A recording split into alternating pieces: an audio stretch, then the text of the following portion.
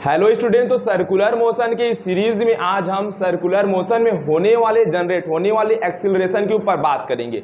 इसके previous video में हम सर्कुलर मोशन क्या होती हैं, angular velocity, angular displacement, angular acceleration के ऊपर बात कर चुके हैं। कुछ प्यारा न्यूमेरिकल भी सॉल्व किए हैं, जाकर प्रीवियस वीडियो को देख सकते हैं। इस पर्टिकुलर सेशन में आज हम ये सीखेंगे कि सर्कुलर मोशन में 4 टाइप का एक्सीलरेशन होता है। हाँ, अभी तक आप सिर्फ लीनियर एक्सीलरेशन के बारे में सीखे थे, एंगुलर एक्सीलरेशन के बारे में सीखे थे, लेकिन अब आपको बहुत नया चीज सीखने को मिलेगा कि सर्कुलर मोशन में 4 टाइप का एक्सीलरेशन काम करता है या कर सकता है अलग अलग कंडीशन पर, अलग अलग सिचुएशन पर। तो पहला एक्सीलरेशन जो सर्कुलर मोशन पर एक्ट करेगा यह सेंट्रीपिटल एक्सीलरेशन। दूसरा एक्सीलरेशन होगा टेंजेंशियल एक्सीलरेशन, और हमारे पास सर्कुलर मोशन में तीसरा एक्सीलरेशन होगा नेट एक्सीलरेशन। चौथा प्रकार का एक्सीलरेशन होगा एंगुलर एक्सीलरेशन। देखिए, आप सर्कुलर मोशन में कुछ आपको बारीकी से कुछ चीज़ों को एक्सप्लेन करता हूँ। यहाँ पर यदि कोई बॉडी, मान लेते हैं ये कोई बॉडी है जो पॉइंट ए पर है, ये बॉडी सर्कुलर पाथ में मोशन करते करते पॉइंट बी पर पहुंच गया, फिर से मोशन करते करते पॉइंट सी पर पहुंच गया और एक पॉइंट डी पर पहुंच गया। तो एक बात याद रखिए, इस पॉइंट पर देखो सर्कुलर मोशन में 2 टाइप का वेलोसिटी होता है। एक एंगुलर वेलोसिटी जो एंगुलर डिस्प्लेसमेंट की वजह से जनरेट होती है, और एक बॉडी सरकमफ्रेंस में भी ट्रैवल करती है। तो यहाँ पर जो वेलोसिटी होगा हर एक पॉइंट पर ये लीनियर वाली वेलोसिटी होगी, और मैं बात यहाँ पर लीनियर वेलोसिटी का कर रहा हूँ। एक बात आपको पते के लिए बता देता हूँ मैं, हमारा जो सेंट्रीपिटल एक्सीलरेशन है, टेंजेंशियल एक्सीलरेशन है और जो नेट एक्सीलरेशन है, ये तीनों टाइप के एक्सीलरेशन लीनियर वेलोसिटी में चेंजेस की वजह से आएंगे। और जो 4 टाइप का एक्सीलरेशन है एंगुलर एक्सीलरेशन, ये एंगुलर वेलोसिटी में चेंजेस की वजह से जनरेट होंगे। ये बात आप नोट कर लेंगे। अगर इस पॉइंट पर वेलोसिटी का डायरेक्शन मुझसे आप पूछोगे तो मैं कहूँगा कि जब भी कोई कर्व होता है, जब भी कोई वक्र होता है, जब भी कोई कर्व होता है, तो वहाँ पर डायरेक्शन हमेशा टेंजेंट लाइन ड्रॉ करके बताया जाता है। जिस पॉइंट पर टेंजेंट लाइन का डायरेक्शन होगा यही हमारे पास लीनियर वेलोसिटी का डायरेक्शन होगा।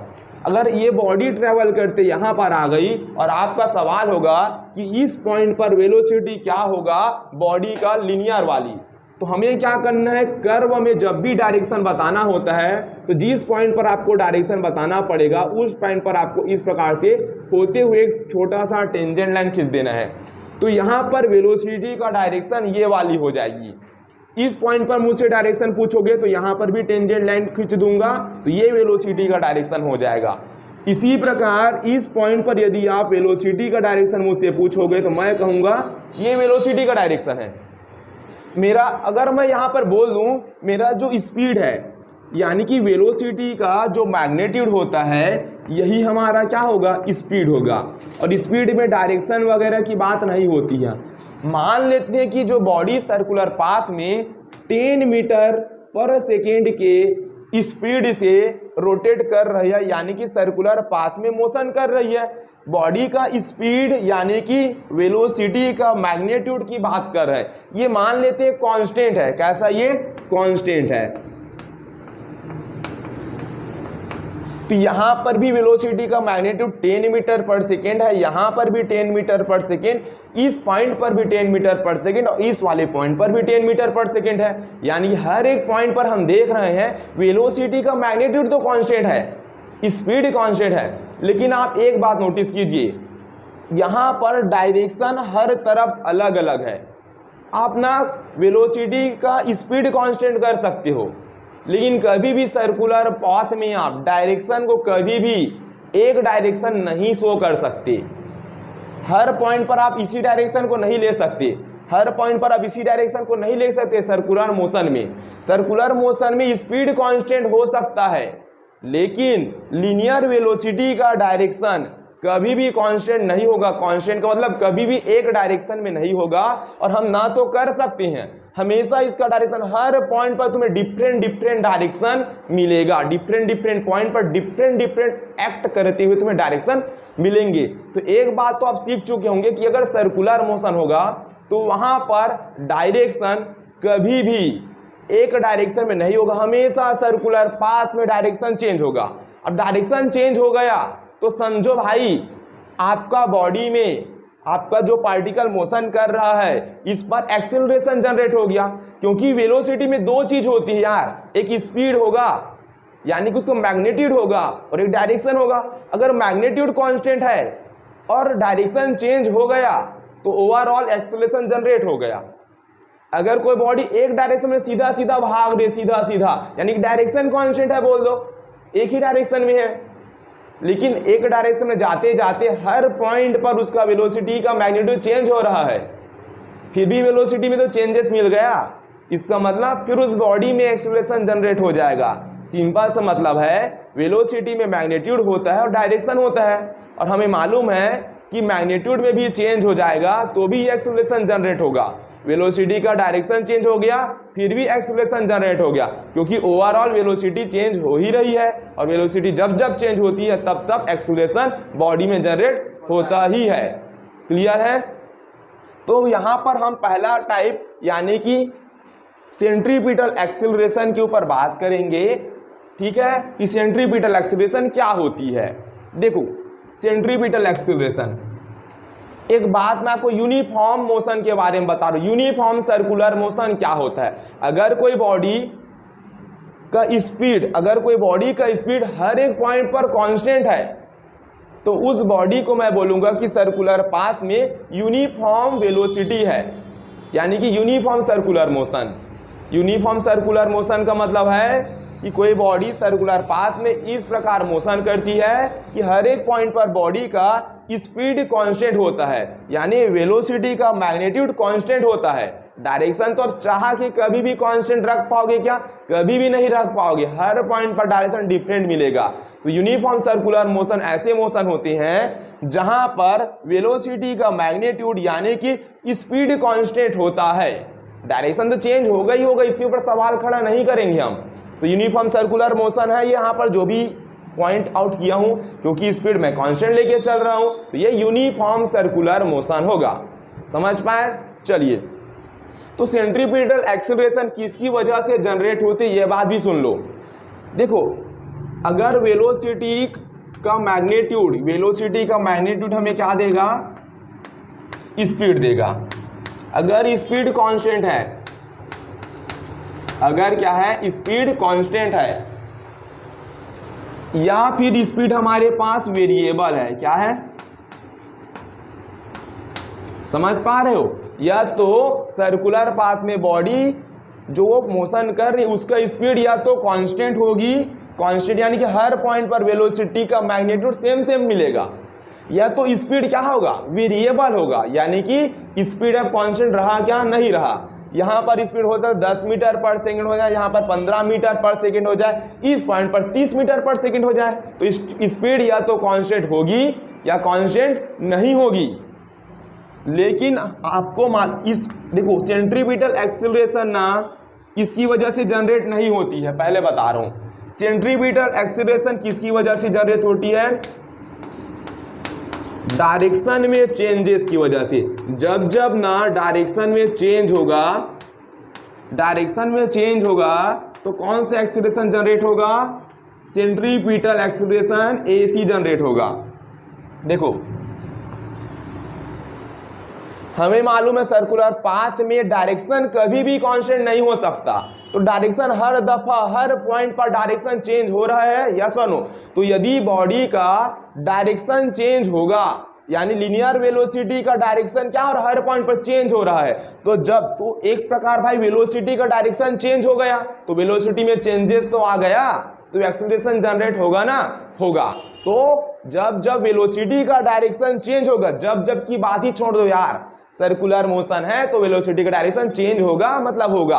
अब वेलोसिटी का डायरेक्शन चेंज हो गया यानी कि इसमें एक्सेलरेशन जनरेट हो गया, लेकिन कौन सी वाली acceleration? Centripetal acceleration. Centripetal acceleration direction में चेंजेस की वजह से आते हैं, ये बात नोट कर लो। सेंट्रीपिटल एक्सेलरेशन डायरेक्शन में चेंज की वजह से आते हैं, मतलब आते हैं। आप बोलोगे आपका इस स्पीड कांस्टेंट क्यों लिखे हो, वेरिएबल क्यों लिखे हो? जब डायरेक्शन में चेंजेस की वजह से आते हैं तो याद रखो यार, स्पीड कांस्टेंट होगी ना, फिर भी डायरेक्शन में चेंज तो होगा ही होगा ना।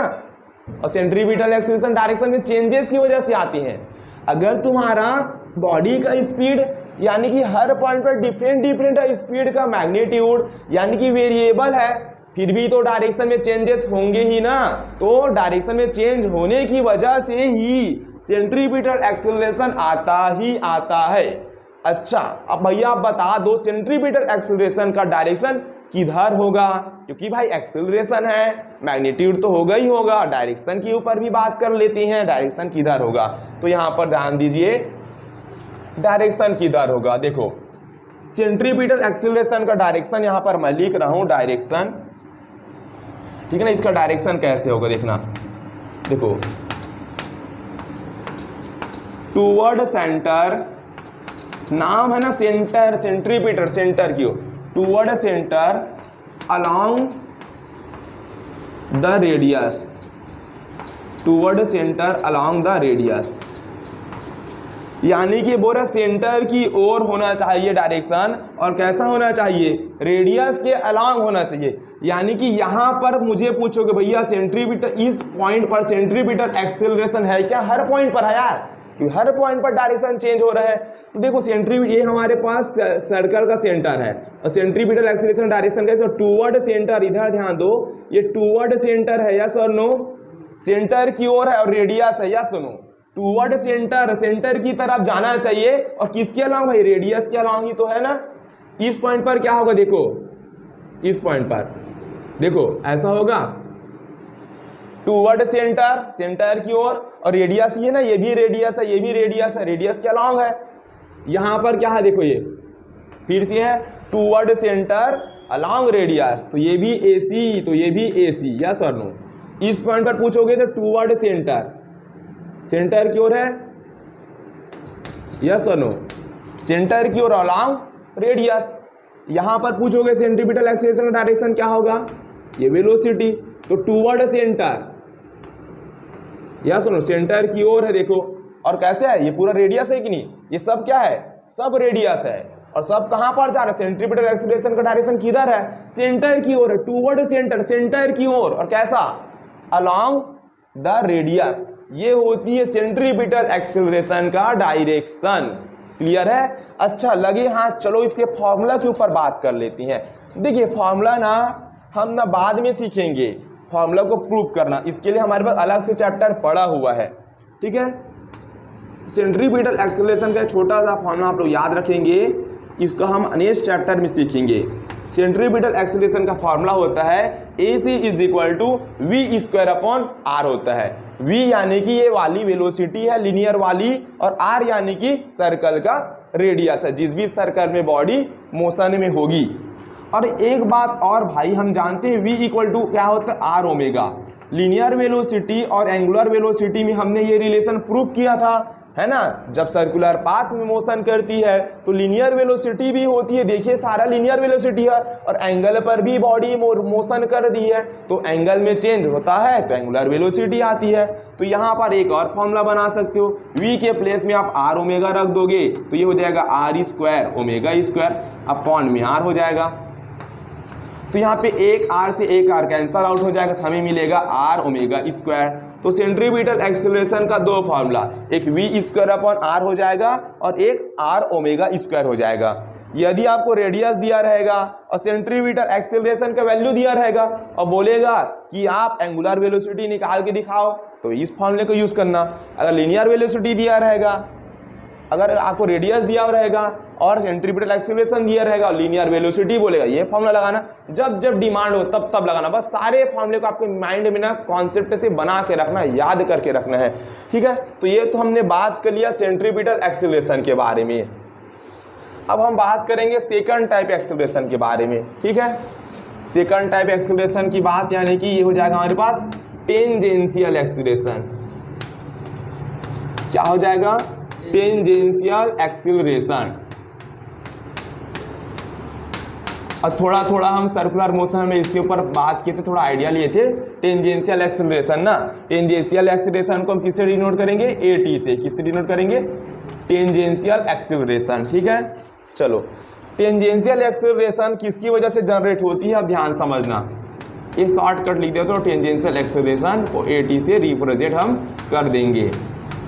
देखो टेंजेंशियल एक्सेलरेशन, फिर से वही डायग्राम बनाते हैं हम। सर्कुलर पाथ में बॉडी मोशन कर रही है, देखो सर्कल टेढ़ा बन गया ना। चलो हर पॉइंट पर, हर पॉइंट पर, हर पॉइंट पर, हर पॉइंट पर, चलो टेंजेंशियल एक्सेलरेशन। अब एक्सेलरेशन है, वेलोसिटी में चेंज होगा तभी जनरेट होगा, या तो डायरेक्शन में चेंज हो जाए या तो मैग्नीट्यूड में चेंज हो जाए, ठीक है। तो देख एक याद हो ना, टेंजेंशियल एक्सेलरेशन ना ओनली, यहां पर लिख लो टेंजेंशियल एक्सेलरेशन ओनली मैग्नीट्यूड में। टेंजेंशियल एक्सेलरेशन कब चेंज होगा, अगर मैग्नीट्यूड क्या होगा,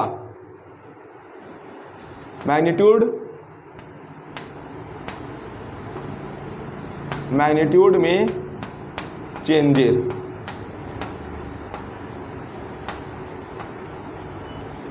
देखो टेंजेंशियल एक्सेलरेशन कब जनरेट होगा, अगर वेलोसिटी का मैग्नीट्यूड में, वेलोसिटी का मैग्नीट्यूड यानी कि वेलोसिटी का स्पीड यदि चेंज होगा, तब क्या, कौन सा एक्सेलरेशन जनरेट होगा, टेंजेंशियल एक्सेलरेशन। हमेशा याद रखना, अगर वेलोसिटी का स्पीड चेंज होगा, वेलोसिटी का मैग्नीट्यूड चेंज होगा, तब टेंजेंशियल एक्सेलरेशन जनरेट होगा। देखो टेंजेंशियल एक्सेलरेशन डायरेक्शन का कोई इसमें खेल नहीं है, इसमें डायरेक्शन के ऊपर बात नहीं करते। डायरेक्शन तो हर दफा चेंज हो रहा है, इस पर डायरेक्शन हर दफा चेंज होता है, याद रखिए। टेंजेंशियल एक्सेलरेशन तभी आएगा जब बॉडी का वेलोसिटी का मैग्नीट्यूड यानी कि स्पीड में क्या होगा, स्पीड यहाँ कांस्टेंट होने वाला है क्या, नहीं। अगर स्पीड कांस्टेंट हो जाएगा तो क्या टेंजेंशियल एक्सेलरेशन आएगा, नहीं आएगा भाई। टेंजेंशियल एक्सेलरेशन सिर्फ स्पीड यानी वेलोसिटी का मैग्नीट्यूड में चेंजेस की वजह से आते हैं। देखो इस पॉइंट पर वेलोसिटी का डायरेक्शन क्या होगा, ये हो जाएगा, है ना, टेंजेंट लाइन खींचते जाना, बस ये वेलोसिटी का डायरेक्शन हो जाएगा।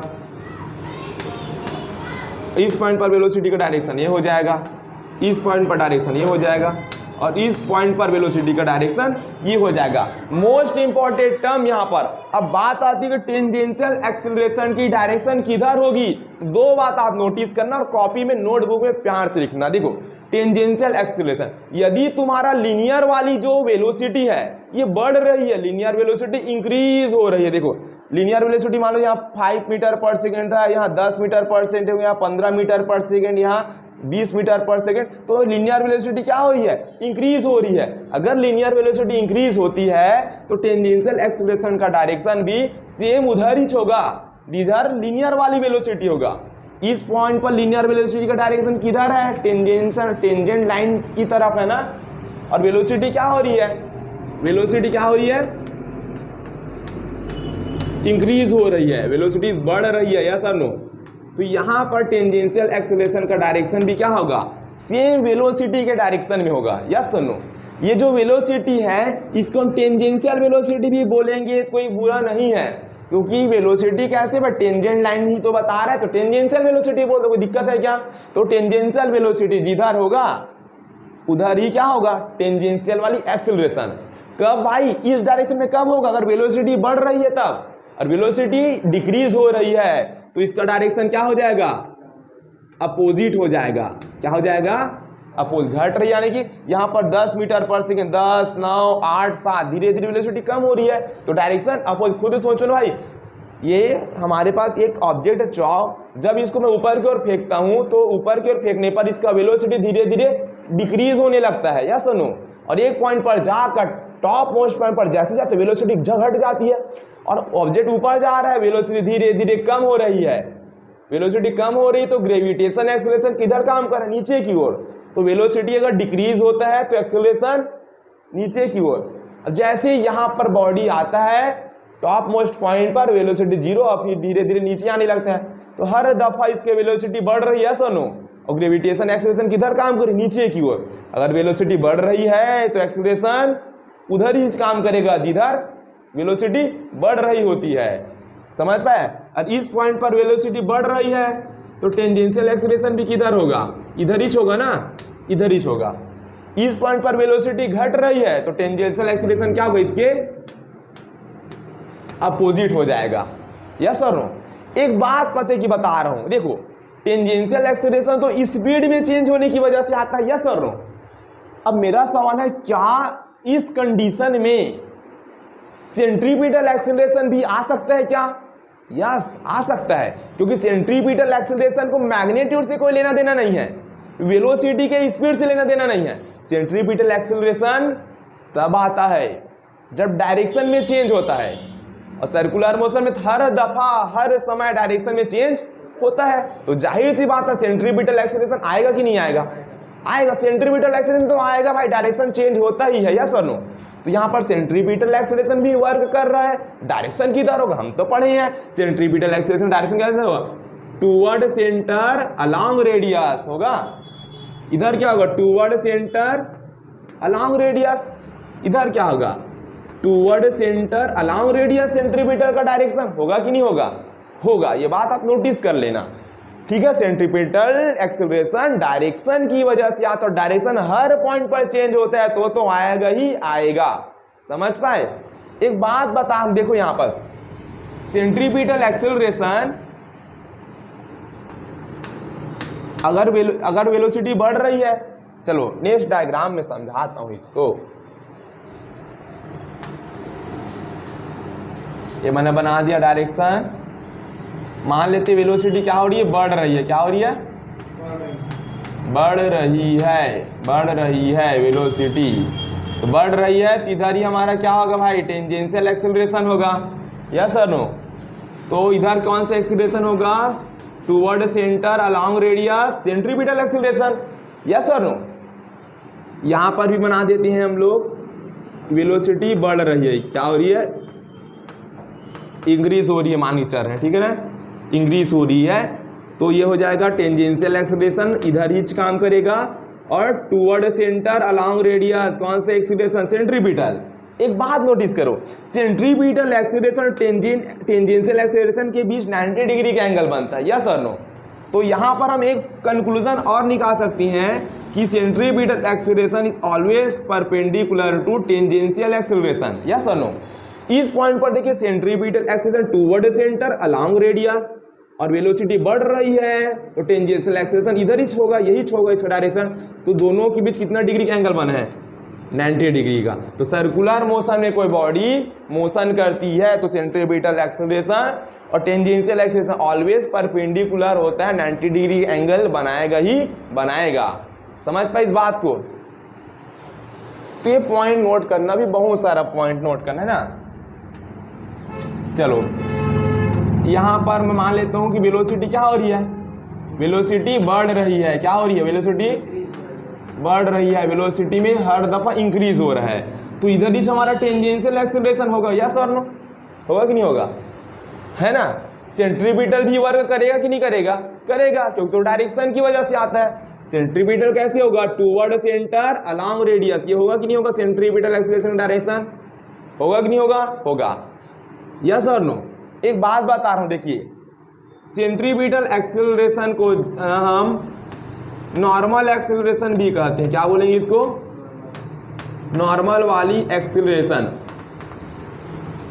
सेंट्रीपिटल एक्सीलरेशन को नॉर्मल एक्सीलरेशन, नॉर्मल का जब जब नॉर्मल आता है ना फिजिक्स में, समझ जाना 90 डिग्री के एंगल की बात होती है, तभी नॉर्मल। नॉर्मल का मतलब क्या होता है भाई, परपेंडिकुलर। क्या होता है, परपेंडिकुलर। तो सेंट्रीपिटल एक्सीलरेशन को परपेंडिकुलर एक्सीलरेशन या नॉर्मल एक्सीलरेशन भी कहते हैं। क्यों, क्योंकि देखो भाई ये सेंट्रीपिटल एक्सीलरेशन इस सरफेस के साथ 90 डिग्री का एंगल बनाता है कि नहीं बनाता है, बना रहा है। हम खुद जानते हैं ना, सर्कल में देखो ना, यहाँ पर खुद सोचो तुम, इस सर्कल का सेंटर और इधर क्या होता है, सेंट्रीपिटल एक्सीलरेशन या सुन AC। हमें मालूम है ये जो रेडियस वाला होता है ना, ये इस सर्कल के आउटर जो पॉइंट होता है यहाँ पर 90 डिग्री एंगल बनाता है। पढ़े थे कि नहीं पढ़े थे, यस और नो।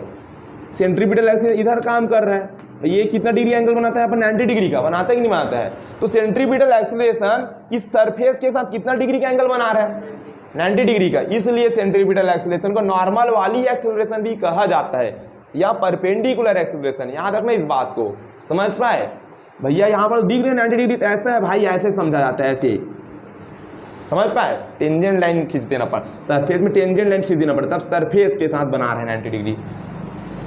इसी प्रकार जो हमारा टेंजेंशियल वाली एक्सेलरेशन होता है, कौन सा, टेंजेंशियल एक्सेलरेशन, इसको हम पैरेलल एक्सेलरेशन कहते हैं। पैरेलल एक्सेलरेशन यानी कि समांतर त्वरण। क्यों कहते हैं भाई, तुम देखो ना यार, टेंजेंशियल एक्सेलरेशन जो है इस सरफेस के पैरेलल ही है कि नहीं, बोलो यस और नो। टेंजेंशियल एक्सेलरेशन इस सरफेस के पैरेलल ही तो है, देखो यस और नो, है ना। तो टेंजेंशियल एक्सेलरेशन का दूसरा नाम पैरेलल एक्सेलरेशन, किसके साथ पैरेलल है, इस सरफेस के साथ। ये नाम बहुत इंपॉर्टेंट है, याद रखना, समझ पाए। और अच्छा, और टेंजेंशियल एक्सेलरेशन और centripetal acceleration always perpendicular, yes और नो, परपेंडिकुलर होंगे, ठीक है। चलो अब यहाँ पर थोड़ा सा प्यारा प्यारा सवाल करते हैं, थोड़ा सा हल्का सा फील करते हैं, सवाल तो नहीं बोलेंगे, ठीक है ना।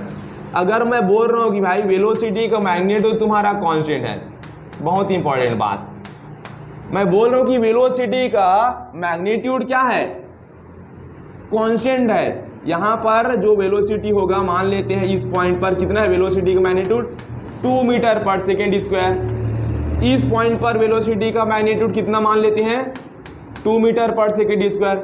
इस पॉइंट पर भी वेलोसिटी का मैग्नीट्यूड कितना है, 2 मीटर पर सेकेंड स्क्वायर। यानी कि हर एक पॉइंट पर वेलोसिटी का मैग्नीट्यूड क्या है, कांस्टेंट। वेलोसिटी का मैग्नीट्यूड का मतलब है वेलोसिटी की स्पीड से है, कांस्टेंट है। डायरेक्शन तो चेंज होगा ही होगा, उसके ऊपर तो बात ही नहीं करना अपन को, तो मालूम ही है। तो वेलोसिटी का मैग्नीट्यूड कांस्टेंट है। मेरा सवाल है इसमें कौन कौन सा एक्सेलरेशन एक्ट करेगा, ओनली सेंट्रीपिटल एक्सेलरेशन एक्ट करेगा, क्योंकि सेंट्रीपिटल एक्सेलरेशन डायरेक्शन में चेंजेस की वजह से आता है, और सर्कुलर मोशन है तो डायरेक्शन हर पॉइंट पर चेंज हो ही रहा है। तो सेंट्रीपिटल एक्सेलरेशन बस यहाँ होगा toward centre along radius, toward centre along radius, toward centre along radius, centripetal.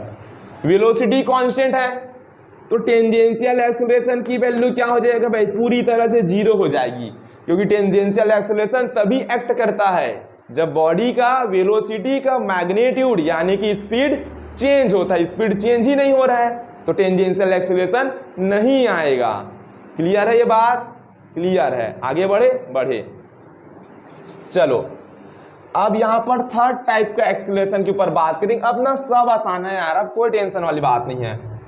Third type का एक्सेलरेशन हो जाएगा हमारे पास नेट वाली एक्सेलरेशन। देखो नेट, जब भी नेट का बात कर रहे होते हैं ना, तो हम किसी भी चीज का ना रिजल्टेंट निकाल रहे होते हैं। नेट की बात कब होती है, net resultant force, net resultant acceleration. तो नेट वर्ड का यूज तब करते हैं जब रिजल्टेंट की बात करते हैं, यानी कि बहुत सारे हमारे पास वेक्टर क्वांटिटी आती है और उसका मैग्नीट्यूड का डिमांड होता है, यानी कि रिजल्टेंट वाली मैग्नीट्यूड का, तब नेट वर्ड का यूज करती हैं। तो यहाँ पर कुछ अलग चीज नहीं सीखना अपन को, तो यहाँ पर हम सीखेंगे नेट एक्सेलरेशन, ठीक है।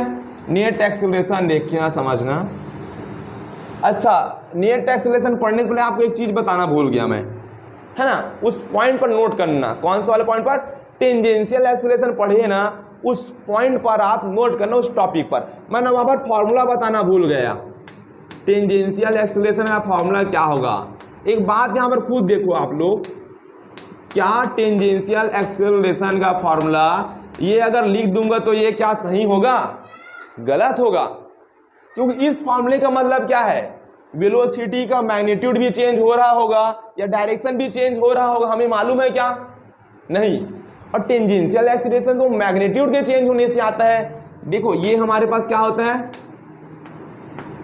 स्पीड यानी कि मैग्नीट्यूड,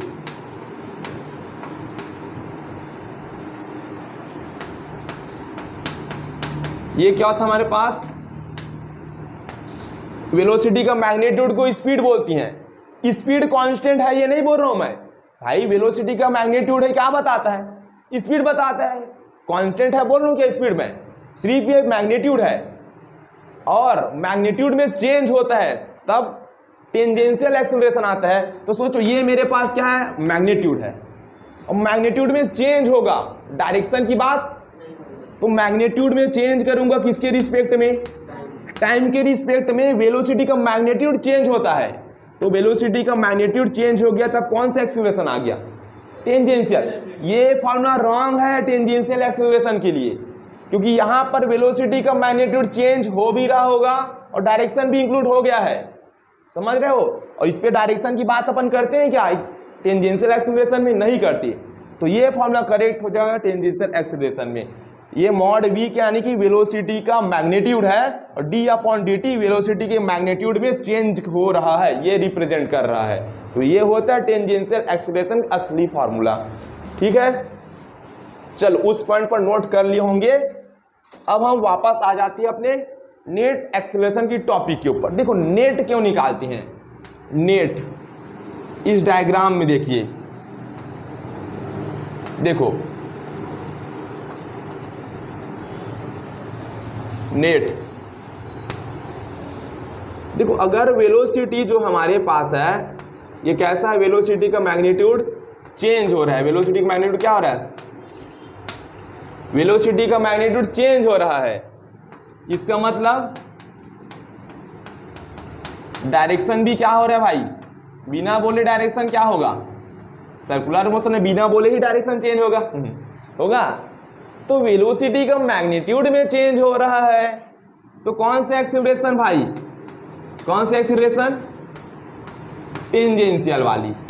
यस तो नहीं, वेलोसिटी बढ़ रही है तो टेंजेंशियल एक्सीलरेशन का डायरेक्शन किधर होगा, इधर ही होगा होगा। डायरेक्शन तो हर दफा चेंज होता है। तो टूवर्ड सेंटर अलोंग रेडियस कौन सा एक्सीलरेशन, सेंट्रीपिटल। अब खुद सोचो ये बॉडी पर एक टेंजेंशियल एक्सेलरेशन एक्ट कर रहा है, अगर वेलोसिटी बढ़ रही है तो ऊपर की ओर टेंजेंट वाला डायरेक्शन में, और डायरेक्शन तो हर दफा चेंज हो ही रही है। तो सेंट्रीपिटल एक्सेलरेशन काम करे टूवर्ड सेंटर अलोंग रेडियस। अब दो एक्सेलरेशन आ गया, एक ऑब्जेक्ट पर सर्कुलर पाथ में दो एक्सेलरेशन, किसकी डिमांड होगी कि रिजल्टेंट कहां बताऊं, रिजल्टेंट कौन सा होगा, तो कौन बताएगा, ए नेट बताएगा ना। दोनों का रिजल्टेंट चाहिए ना भाई, अलग अलग एक्सेलरेशन होता है वेक्टर क्वांटिटी में, तो फाइनल के रिजल्टेंट की डिमांड होती है। तो रिजल्टेंट क्या होगा, पैरेललोग्राम लगा दो, वेक्टर चैप्टर पढ़े ना, पैरेललोग्राम बनेगा। दोनों वेक्टर का ज्वाइन है टेल टू टेल ज्वाइन होता है, तो इसका रिजल्टेंट कैसे होता है, हम पढ़े थे इस वेक्टर चैप्टर में। इसका रिजल्टेंट डायगोनल की तरफ होता है, दोनों का जो भी टेल से टेल मिला है यहाँ से डायगोनल लाइन खींचते हैं, यही क्या होता है, नेट। ये तो सब समझते हैं, पैरेललोग्राम कंप्लीट कर लोगे, मैं नहीं किया हूँ, कोई टेंशन वाली बात नहीं है। यस तो नो, ये क्या है, वेक्टर चैप्टर, इसलिए अच्छे से बारीकी से पढ़ना बहुत जरूरी फिजिक्स में। ठीक है, वेक्टर चैप्टर का वीडियो का लिंक डिस्क्रिप्शन बॉक्स में जाकर देख सकते हैं। तो ये ए नेट हो गया। अच्छा, सेंट्रीपिटल एक्सीलरेशन और टेंजेंशियल एक्सीलरेशन में कितने डिग्री का एंगल बनता है, 90 डिग्री का। तो भैया आप बताओ ना ए नेट क्या होगा, इसका फॉर्मूला भी बताओ। बताता हूँ, हम पढ़े थे इसका फॉर्मूला क्या होगा, ऐसे पढ़े थे, A square plus B square plus 2ab cos वाली थीटा, और थीटा कितना डिग्री भाई, 90 डिग्री। थीटा क्या होता है, दो वेक्टर के बीच का एंगल 90 डिग्री। ऐसे निकालते ना रिजल्टेंट, यस और नो, ये रिजल्टेंट ये है। वहाँ आर लिखते थे वेक्टर चैप्टर में, यहाँ पे आर होता था, तो यहाँ पे क्या है, ए नेट है।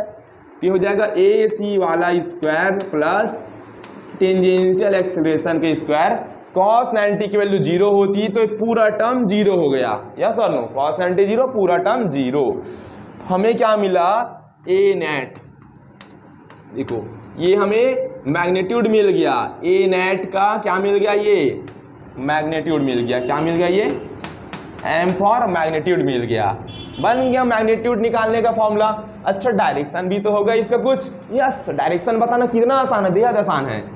डायरेक्शन कैसे बताते हैं भाई, हम रिजल्टेंट के साथ अल्फा एंगल बताते हो, बनाते, याद है तुमको, है ना। हमारा जो ये वेक्टर है रिजल्टेंट के साथ कितना एंगल बनाता है, अल्फा एंगल, यही डायरेक्शन होता है। और डायरेक्शन का फॉर्मूला तो हम पढ़े ही हैं, है ना। तो निकाल लेते हैं डायरेक्शन कैसे होगा। डायरेक्शन क्या होगा, tan अल्फा। यहाँ पर दो बातें बताऊंगा, दोनों ध्यान समझना, दो तरफ डायरेक्शन निकालेंगे। tan अल्फा इक्वल टू क्या आता है, परपेंडिकुलर अपॉन बेस। तो यहाँ पर एंगल बना है ना, बना है कि नहीं बना है, बना है। तो जिधर एंगल बनता है उसके सामने वाला क्या होगा, परपेंडिकुलर। तो इधर एंगल है, तो ये क्या 80 हमारे पास क्या है, परपेंडिकुलर। और बेस क्या हो जाएगा AC। तो अल्फा इक्वल टू क्या हो जाएगा tan inverse AT divide by AC। जो भी एंगल आएगा बोल देंगे इतना डिग्री का एंगल बनाते हो इस डायरेक्शन, भाग रही है A नेट। चाहते हो यार तो आप इधर से भी तो एंगल देखो, हम क्या बता रहे हैं डायरेक्शन के लिए AC का रिजल्टिंग से एंगल बता रहे हैं। तुम चाहते हो इधर से डायरेक्शन बता सकते, ध्यान समझ, इधर से देखो ये इस वाली वेक्टर का इसके साथ मान लेते बीटा एंगल बना रहे, कितना, तो ये वाला वेक्टर रिजल्टेंट के साथ कौन सा वेक्टर बना रहा है बीटा एंगल, रिजल्टेंट के साथ वेक्टर का एंगल बनना चाहिए। तो यहाँ पर फिर से हम लोग वहां से भी डायरेक्शन बता सकते हैं ना, tan beta equal to perpendicular upon base, तो वहां से भी डायरेक्शन बता सकते हैं ना। अब बीटा एंगल के लिए ये वाला परपेंडिकुलर हो जाएगा, तो AC अपॉन AT क्या हो जाएगा बेस हो जाएगा। तो आप इधर से डायरेक्शन बताओ चाहे इधर से बताओ, बात आपकी मर्जी, कोई टेंशन वाली बात नहीं है। तो ये बात कर ली हम लोग नेट एक्सेलरेशन के ऊपर, कुछ प्यारा प्यारा न्यूमेरिकल सवाल हल करते, उसके बाद फाइनली हम कुछ बेसिक टर्म्स के ऊपर बात करेंगे। तो यहाँ पर पहला सवाल है हमारे पास कि हमें वेलोसिटी दिया गया है 5t। अब वेलोसिटी टाइम के रिस्पेक्ट में चेंज होता है, इसलिए टाइम का फंक्शन है, ठीक है। हमें सर्कल का रेडियस दिया है 5, मैग्नीट्यूड के ऊपर बात करें सेंटीमीटर मीटर जो भी दिया होगा। हमें AC centripetal acceleration, tangential acceleration और नेट निकालना है एट 3 सेकेंड, 3 सेकेंड में, 3 सेकेंड पर। चलो सॉल्व करते हैं पहला क्वेश्चन, क्वेश्चन नंबर 1। देखो AC कैसे निकलेगा, हमारे पास फॉर्मूला है AC equal to V square upon R, simple सा। V की वैल्यू कितनी है 5t, कितना है 5t और पूरे का स्क्वायर। R की वैल्यू कितनी है हमारे पास 5, पुट अप करते जाना है बस। ये हो जाएगा 5, ये हो जाएगा 5 का स्क्वायर 25 इंटू टाइम कितना है हमारे पास 3 सेकेंड, तो टाइम का स्क्वायर कितना हो जाएगा यहाँ पे 9 और यहाँ पर हो जाएगा 5। कोई दिक्कत है, चलो 5 5 जा 25 और 5 9 जा हो जाएगा 45 मीटर पर सेकेंड स्क्वायर। तो सेंटीमीटर एक्सेलरेशन आ गया 45 पर मीटर सेकंड का स्क्वायर। चलो अब हमें क्या निकालना, टेंजेंशियल एक्सेलरेशन। टेंजेंशियल एक्सेलरेशन का फॉर्मूला क्या होता है हमें मालूम है, मैग्नीट्यूड में चेंज होता है, किस में चेंज होता है dv अपॉन dt, या सर नो, है ना। हमें दिया गया 5t, तो ये हो जाएगा d अपॉन dt और ये हो जाएगा 5t, ठीक। डेरिवेटिव करेंगे तो टाइम का कितना हो जाएगा डेरिवेटिव, टाइम की पावर 1 है तो आंसर आ जाएगा 5 मीटर पर सेकेंड स्क्वायर। हमें क्या मिल गया टेंजेंशियल एक्सेलरेशन। हमें ए नेट निकालना है, ए नेट एकदम सिंपल है, कैसे निकालेंगे, अभी हम फॉर्मूला पढ़े थे ना, ए नेट यहीं पे बता रहा हूं मैं। देखो यहाँ पर ना ऊपर वाला स्लाइड में आ जाओ, तो A net is equal to क्या होता है root over AC square plus AT का स्क्वायर। चलो निकालो ए नेट, AC स्क्वायर यानी कि 45 का स्क्वायर कर देंगे, 45 का स्क्वायर प्लस AT कितना मिला हमें 5, तो 5 का स्क्वायर। क्लियर, इतनी बात सॉल्व कर लेंगे। चलो नीचे में ही देखो, अब नीचे में ही सॉल्व कर रहा हूं मैं। 45 का स्क्वायर कितना हो जाएगा 2025 और 5 का स्क्वायर मिल जाएगा हमें 25, तो हो जाएगा 2050 आ गया। तो ये क्या हो जाएगा हमारे पास ए नेट वाला एक्सीलरेशन, है ना। यूनिट मीटर पर सेकंड, इसको लिखना नहीं भूलना है। डायरेक्शन निकाल सकते हैं हम लोग, tan अल्फा भी निकाल सकते हैं ना, बेहद आसान है। tan अल्फा क्या होगा, डायग्राम भी प्लॉट कर दो। ये हो जाएगा ए नेट, ये हो जाएगा toward centre along radius centripetal, tangential acceleration, velocity बढ़ रही है तो इधर से निकाल सकते हो आप अल्फा, चाहो तो इधर से बीटा बना के भी निकाल सकते हो। तो tan अल्फा इक्वल टू क्या होगा परपेंडिकुलर अपॉन बेस, तो परपेंडिकुलर हो जाएगा AT, बेस हो जाएगा हमारे पास AC। तो AT की वैल्यू कितना है हमारे पास 5 और AC की वैल्यू है 45। 5 1 जा 5, 5 9 जा 45, हमें मिलेगा 1/9। तो यहाँ से अल्फा यानी कि डायरेक्शन बता रहे ए नेट का, तो क्या हो जाएगा tan इनवर्स 1/9। ये हो गया सॉल्व, बेहद आसान था। चलो सेकंड के ऊपर बात करेंगे ना, बस नॉर्मल बस फॉर्मूला में पुटअप करना था, सिंपल था पहला वाला। तो सेकंड वाला भी थोड़ा वैसी है, बस थोड़ा सा रिलेशन याद होगा तो बन जाएगा। सेकंड में हमें AC निकालना है। अब हमें मालूम है कि AC इज इक्वल टू क्या होता है, V² होता है। V की वैल्यू तो हमें नहीं दिया गया है, R दिया गया है, लेकिन V के जगह हमें हिंट दिया गया ओमेगा। अब ओमेगा और V में हम रिलेशन पढ़े हैं, वहां से निकाल लेंगे। तो V इक्वल टू क्या होता है, R ओमेगा, सिंपल सा। तो V इक्वल टू हो जाएगा R की वैल्यू हमें कितना दिया 5 इंटू ओमेगा की वैल्यू कितना दिया गया 5t। तो 5 5 25t। तो V की वैल्यू कितना मिल गया 25t और पूरे का स्क्वायर। R कितना दिया गया हमें 5। सेम अभी जैसा निकाले थे सेम वैसे निकाल लेंगे। अभी जो सवाल दिया तो उसमें मैं डायरेक्ट आपको V लिख के दे दिया था, और इसमें मैं V लिख के नहीं दिया, डायरेक्ट आपको एंगुलर वेलोसिटी दे दिया। तो एंगुलर वेलोसिटी और लीनियर वेलोसिटी में रिलेशन से निकाल लेना, सब चीज़ वैसी बनेगा सेम टू सेम, कोई दिक्कत वाली बात नहीं होना चाहिए। चलो सेकंड भी कर लिए सॉल्व। चलो थर्ड देखते हैं। आप थर्ड में डायरेक्ट हमें वेलोसिटी दिया गया है, कितना दिया गया 4 मीटर पर सेकेंड स्क्वायर। चलो अब वेलोसिटी दिया गया है, R दिया गया है, निकाल लेंगे तो पता है हमें। AC कैसे निकालेंगे, V²/R से निकाल लेंगे। तो 4 का स्क्वायर हो जाएगा 16 और R कितना गया है हमें 2, तो हो जाएगा 8 मीटर पर सेकेंड स्क्वायर। हो गया। यहाँ पर डायरेक्ट टाइम कितने सेकंड में इसकी बात नहीं किया, क्योंकि यहाँ पर डायरेक्ट वेलोसिटी एकदम दिया गया 4 मीटर पर सेकंड। टाइम का फंक्शन यहाँ पर है क्या, नहीं। अगर मैं यहाँ पर 80 निकालूंगा क्या मिलेगा मालूम है तुम्हें 0 मिलेगा। क्या मिलेगा, क्योंकि वेलोसिटी क्या है, वेलोसिटी का मैग्नीट्यूड कांस्टेंट है। कैसा है, वेलोसिटी का मैग्नीट्यूड कांस्टेंट है। और 80 का फॉर्मूला देख लो ना, 80 का फॉर्मूला क्या होता है dV/dt। और V के जगह मैं कांस्टेंट 4 रखूंगा तो 0 मिलेगा ना। ये सीखने वाली बात थी। तो वेलोसिटी का मैग्नीट्यूड कांस्टेंट है तो टेंजेंशियल एक्सेलरेशन एक्ट नहीं करेगा, 0 आएगा। तो A नेट क्या होगा, A net equal to AC होगा। नेट क्यों निकालेंगे, पहली बात जब 2 एक्सेलरेशन होगा तभी तो नेट निकालेंगे, नेट की जरूरत ही नहीं पड़ी, जिधर AC उधर A नेट, कोई दिक्कत वाली बात ही नहीं है। चलो इस क्वेश्चन को ध्यान दो, पहला भी करे थे जब हम ना एंगुलर डिस्प्लेसमेंट पढ़े थे तो इस टाइप का सवाल भी हल किए थे। और आप बात करोगे कि आप 4 टाइप एक्सेलरेशन, एंगुलर एक्सेलरेशन के बारे में बात क्यों नहीं किए, तो एंगुलर एक्सेलरेशन के बारे में मैं प्रीवियस वीडियो में बात कर चुका हूं, तो उस वीडियो को आप वहां पर जाकर देख लेना, पूरा डीपली एक्सप्लेन किया गया है एंगुलर वेलोसिटी के बारे में। ठीक है, एक आइडिया दे देता हूं, एंगुलर वेलोसिटी कब आती है। देखो एंगुलर एक्सेलरेशन कब आती है।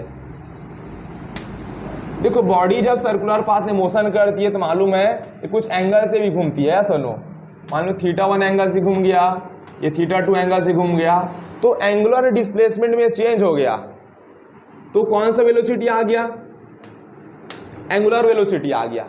अब एंगुलर वेलोसिटी में चेंज होगा तो एंगुलर एक्सेलरेशन आएगा, और एंगुलर एक्सेलरेशन को हम अल्फा से रिप्रेजेंट करते, change in angular velocity with respect to time is called angular acceleration. Angular acceleration का डायरेक्शन किधर होगा, जिधर एंगुलर वेलोसिटी का होगा उधर एंगुलर एक्सेलरेशन होगा। हम बारीकी से वीडियो में बात किए, प्रीवियस वीडियो को जाकर देख सकते हैं। ठीक है, चलो तो यहाँ पर हमें ना अल्फा निकालना है, यानी कि एंगुलर एक्सेलरेशन निकालना है। 0 से 3 सेकेंड पर बोला है, यानी कि 0 से 3 सेकेंड पर एवरेज की बात कर रहा है। एट 3 सेकेंड एक एकदम करेक्ट टाइम पर बात कर, यानी कि इंस्टेंटेनियस की बात कर रहा है। ठीक है, तो हमें अल्फा निकालना, अल्फा क्या होगा भाई 0 से 3 सेकेंड पर, यानी कि ω3 minus ω0 upon T3 minus T0 होगा ना। Change in angular velocity with respect to time is called angular acceleration, average वाला, क्योंकि 0 से 3 सेकेंड पर बात करें तो एवरेज ही निकलेगा। चलो ω3 यहां पर टाइम के साथ 3 रखोगे, 3 का क्यूब 27 + 3 30, 0 यस तो नो, टाइम की वैल्यू 0 रखेंगे तो ओमेगा की वैल्यू कितना मिलेगा 3, t3 t0 टाइम 3 पर कितना है 3, t0 पर 0 तो कितना होगा 27/3 और 3 9 जा 27 मिल गया। क्या मिलेगा मीटर पर सेकेंड स्क्वायर। एंगुलर वेलोसिटी मिल गया ऐसा वाला एवरेज वाला। चलो अब एट 3 सेकेंड देखो यार, एट 3 सेकेंड का मतलब क्या है, जब भी एट 3 सेकेंड यानी पर्टिकुलर एक पॉइंट पर हमें क्या पूछ रहे हैं angular at 3 second particular angular acceleration पूछ रहे हैं तो हम क्या लिखेंगे एंगुलर एक्सेलरेशन को अल्फा से डिनोट करेंगे और इंस्टेंटेनियस वाला है तो इंस्टेंटेनियस लिखेंगे। इंस्टेंटेनियस कैसे निकलता भाई D alpha upon D omega upon D T. जब भी इंस्टेंटेनियस वर्ड की यूज होता है माने कि पर्टिकुलर एक इंस्टेंट पर बात कर रहा होगा, एक पर्टिकुलर इंस्टेंट यानी कि 3 सेकेंड पर एंगुलर एक्सेलरेशन क्या होगा तो वहां पर डेरिवेटिव का कॉन्सेप्ट आता है। डेरिवेटिव क्या बताती है पर्टिकुलर टाइम पर तुम्हारे पास क्या एंगुलर एक्सेलरेशन है इंस्टेंट वाला। चलो इसका हम क्या करेंगे डेरिवेटिव करेंगे तो क्या हो जाएगा ये डी अपॉन डी टी। देखो डेरिवेटिव बहुत इंपॉर्टेंट है फिजिक्स में है ना, मैथ्स में भी। डेरिवेटिव में क्या होता है देखो पावर सामने आएगा और इसमें एक माइनस हो जाएगा पावर में और कांस्टेंट का 0 होता है। एकदम बोला था कि 3 सेकंड पर ही बताओ, टाइम के लिए 3 रखेंगे, 3 के स्क्वायर 9, 9 3 जा 27 मीटर पर सेकेंड स्क्वायर। ये हो गया ठीक। चलो अब ना एकदम पते की बात बता रहा हूँ, बहुत इंपॉर्टेंट यार, पूरा सर्कुलर मोशन में ना मतलब बहुत इंपॉर्टेंट है, कभी भूलना मत। चलो अगर ये वेलोसिटी का मैग्नीट्यूड इसे क्या बोलेंगे हम स्पीड कांस्टेंट है, क्या है स्पीड कांस्टेंट। आपका क्या सवाल होगा, मतलब मेरा सवाल आपका जवाब। मैं पूछ रहा हूं कि एसी के बारे में आपका क्या ख्याल है, एसी के बारे में आपका क्या ख्याल है और ए नेट के बारे में आप क्या बोलना चाहेंगे, साथ ही साथ आप एंगुलर वाली एक्सेलरेशन के बारे में भी क्या बोलना चाहेंगे। अगर वेलोसिटी का मैग्नीट्यूड कांस्टेंट है तब तो इतना पता है हमें वेलोसिटी का मैग्नीट्यूड कांस्टेंट है तो एटी तो 0 हो जाएगा, क्योंकि मैग्नीट्यूड कांस्टेंट है तो टेंजेंशियल एक्सेलरेशन नहीं आता है क्या, क्योंकि हम पढ़े थे टेंजेंशियल एक्सेलरेशन क्या होता है वेलोसिटी का मैग्नीट्यूड में टाइम के रिस्पेक्ट में चेंज होगा और वेलोसिटी का स्पीड ही कांस्टेंट है तो कांस्टेंट का टाइम के रिस्पेक्ट में डिफरेंशिएट करोगे तो क्या मिलेगा 0 ही तो मिलेगा ना। अरे पहले पढ़ चुके हैं ना, तो कांस्टेंट होती है स्पीड तो टेंजेंशियल आता ही नहीं है। एसी तो हर दम आएगा क्योंकि डायरेक्शन की वजह से आता है, तो एसी होगा कि नहीं होगा, एसी होगा, एक्ट करेगा। ए नेट होगा कि नहीं होगा, ए नेट अब क्या बन जाएगा पूरा एसी बन जाएगा, क्योंकि ए नेट कैसे लिखते थे AC square plus eighty square है ना, तो एसी स्क्वायर ही रहेगा, अभी फिर वैल्यू नहीं मालूम तो, और एटी पूरा 0 हो जाएगा तो एसी स्क्वायर रूट से बाहर आके क्या हो जाएगा एसी, तो A net equal to AC. तो ए नेट होगा या नहीं होगा इस पर सवाल करो या ना करो, कोई दिक्कत वाली बात नहीं, होगा बोल दो, जिधर एसी उधर ए नेट। अल्फा के बारे में क्या सवाल, alpha most important term angular acceleration, ध्यान समझना। देखो v इक्वल टू क्या होता है R omega, A equal to होता है R alpha. Linear velocity angular velocity में relation, linear acceleration angular acceleration में रिलेशन। अगर तुम्हारा वेलोसिटी कांस्टेंट है यानी कि स्पीड कांस्टेंट, मैग्नीट्यूड कांस्टेंट, सोचो ना मैग्नीट्यूड कांस्टेंट होगा, मैग्नीट्यूड कांस्टेंट है यानी कि ओमेगा भी क्या है कांस्टेंट है। लीनियर वेलोसिटी कांस्टेंट तो एंगुलर वेलोसिटी कांस्टेंट, और हम जानते हैं अल्फा इक्वल टू क्या होता है एंगुलर वेलोसिटी में चेंज होता है। ये v कांस्टेंट है ना, v कांस्टेंट, r तो कांस्टेंट है ही, v कांस्टेंट तो ओमेगा कांस्टेंट, ओमेगा कांस्टेंट है तो टाइम के रिस्पेक्ट में डेरिवेटिव क्या मिलेगा 0। तो अल्फा होगा क्या नहीं। अगर तुम्हारा लीनियर वेलोसिटी कांस्टेंट है, लीनियर वेलोसिटी का मैग्नीट्यूड कांस्टेंट है सर्कुलर मोशन में, तब वहां पर एंगुलर एक्सेलरेशन 0 होगा, समझ पाए। यहां से देखो v कांस्टेंट है, r तो कांस्टेंट है सर्कल का रेडियस, तो omega constant, angular velocity constant, तो कांस्टेंट का टाइम के रिस्पेक्ट में डेरिवेटिव 0 मिलेगा, तो अल्फा भी क्या हो गया 0। ये बात याद रखना। चलो अब इसी में मैं बता रहा हूं आपको, अगर हमारे पास v वेरिएबल हो जाएगा, क्या हो जाएगा v वेरिएबल होगा, तो ओमेगा और अल्फा के बारे में आपका क्या कहना है ये बताओ। देखो सिंपल, v अगर v में चेंज हो रहा है, लीनियर वेलोसिटी का मैग्नीट्यूड, डायरेक्शन तो चेंज होगा, लीनियर वेलोसिटी का मैग्नीट्यूड चेंज हो रहा है हर दफा, तो एंगुलर वेलोसिटी भी चेंज हो रही है, और एंगुलर वेलोसिटी चेंज हो रही है तो एंगुलर एक्सीलरेशन होगा, ये बात याद करना। अगर v वेरिएबल नहीं होगा, वेलोसिटी कांस्टेंट है, वेलोसिटी का मैग्नीट्यूड, तो एंगुलर वेलोसिटी भी कांस्टेंट है, तो एंगुलर एक्सीलरेशन 0 होगा, ये कांस्टेंट का टाइम के रिस्पेक्ट में 0। ये बहुत इंपॉर्टेंट टर्म था। तो यहाँ पर सर्कुलर मोशन से जितने भी इंपॉर्टेंट टर्म थे, टॉपिक थे, उसके ऊपर बात कर चुके हैं, प्रीवियस वीडियो को जाकर देख सकते हैं। मिलते हैं अगले वीडियो में।